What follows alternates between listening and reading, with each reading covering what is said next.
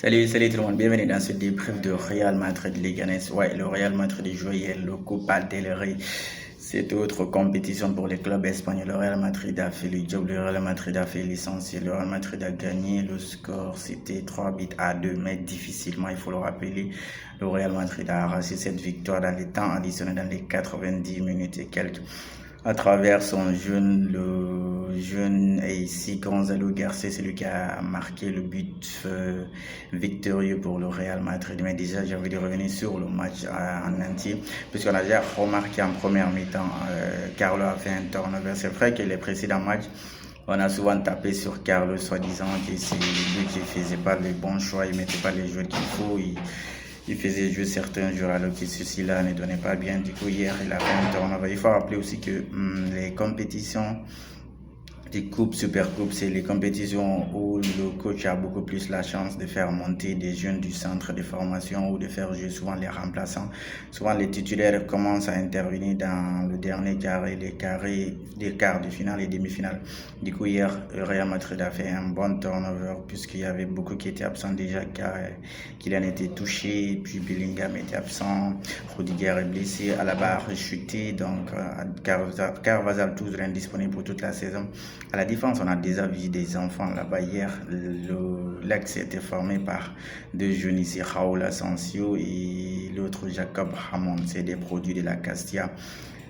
On va dire que Raúl, il est sur une continuité, il joue bien. Par contre, Jacob Ramon, lui encore, il a besoin d'apprendre, il doit continuer encore à apprendre. Le haut niveau, c'est pas du tout facile. De façon un peu pour la première mi-temps, déjà, on peut dire que le Real Madrid avait bien joué, même si cette équipe de Leganés, c'est pas une petite équipe à négliger en fait, puisque Leganés, en fait, cette saison, c'est la seule équipe qui a tapé les premiers du championnat espagnol. En fait, Leganés a tapé ici le Barça, alors que le Barça était leader de la Liga en forme. Le Leganés aussi, le même club, a tapé ici Atlético de Madrid, alors que c'était lui le leader, avant que Real Madrid ne reprenne la place. Donc, hier soir, Leganés a failli aujourd'hui et aussi éliminer le Real Madrid qui est actuellement leader. C'est pour vous dire que c'est un bon club, c'est pas facile du tout à se défaire de ce club, mais le Real Madrid en première mi-temps, ils ont poussé, même ils ont gagné la première mi-temps puisqu'ils sont sortis sur un score de 2-1. Le premier but, c'était une action, c'était un travail de Rodrigo, puisque hier, Rodrigo était le seul parmi les 4 habituels de devant là-bas qui était titulaire. Du coup, c'était un travail de Rodrigo. Il a donné la passe à Luka Modric, l'homme de 40 ans maintenant presque.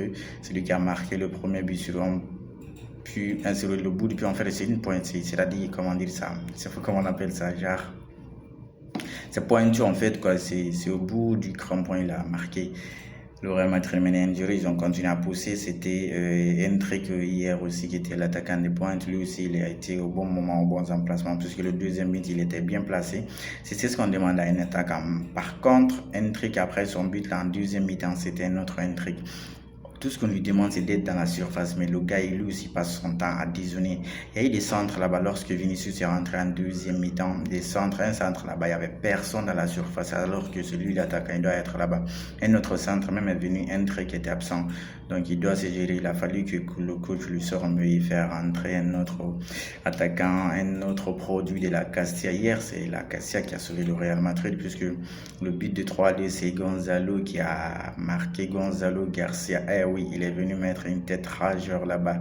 Lui, c'est un autre produit de la Castilla, un autre gars, j'ai envie de dire ici, à la Ramos en fait, quoi, parce que le gars, on a vu sa célébration, il était content comme ça, la rage.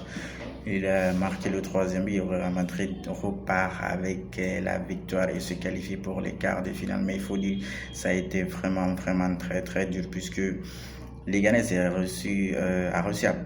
est parvenu, disons, à revenir au score 2 fois. Ils ont égalisé et après la première mi-temps, c'était à 2. Deuxième mi-temps, ils ont réussi à égaliser encore. C'était revenu 2-2. Donc, avec ce score, le Real Madrid et Leganés s'est dirigé tous trois vers les prolongations. Et heureusement, on a eu Gonzalo Ramos qui nous a épargné cette épreuve.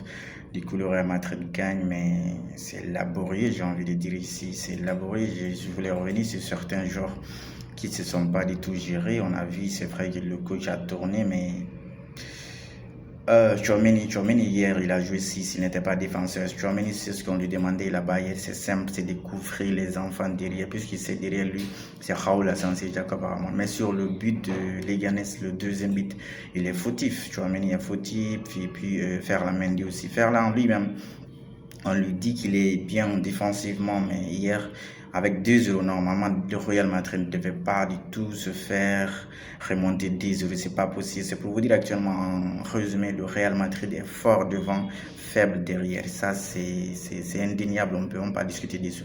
Parce que si le Real Madrid est fort devant, il devait aussi être fort derrière. Mais malheureusement, on compte beaucoup plus cette année sur des individualités. En fait, quoi, c'est ce qui sauve le Real. On arrive à marquer, mais on encaisse, ça fait mal. Et le football, comme j'ai dit, c'est quand tu as le ballon et c'est quand tu n'as pas le ballon. Quand tu as le ballon, tu essaies de marquer. Quand tu n'as pas le ballon, tu défends. Mais on défend très très mal. La ligne défensive du Real Madrid, c'est pas possible.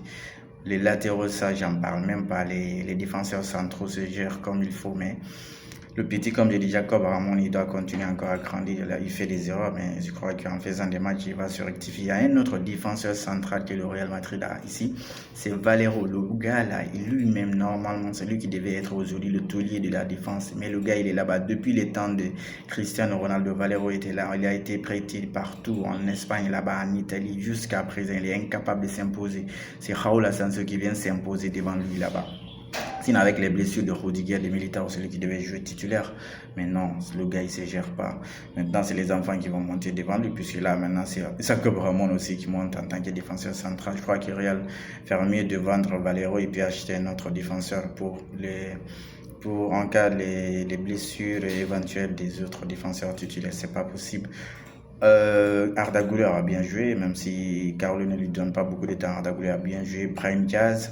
Vinicius est rentré, moi-même je n'ai pas compris pourquoi Carlo a sorti Rodrigo pour faire rentrer Vinicius. Parfois c'est pour ça on dit Carlo il fait des choses, nous on ne comprend pas.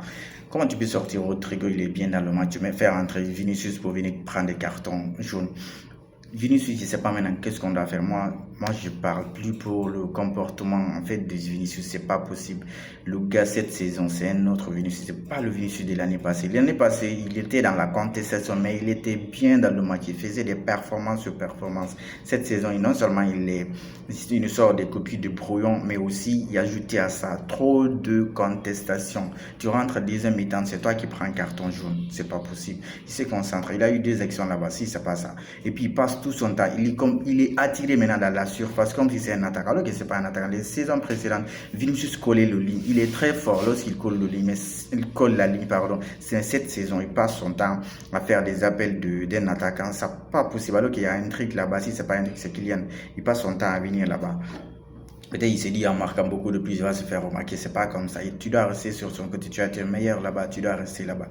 Mais comme ça, là, avec ce comportement, le Real Madrid, un jour, les gens auront marre, ils vont finir par te laisser partir. Le Real Madrid a gagné, le Real Madrid se qualifie pour les demi-finales. En attendant le débrief de Barça aujourd'hui, on continue de liker, on s'abonne et surtout on commente. Moi, les décisions de l'arbitrage, je ne veux pas commenter. Certains vont dire, les gars, ça a eu un penalty là-bas, ça n'a pas été sifflé. Je ne commente pas, je ne conteste pas, je peux quand même expliquer, mais certaines décisions, je respecte. Allez, on se capte au prochain débrief. Ciao.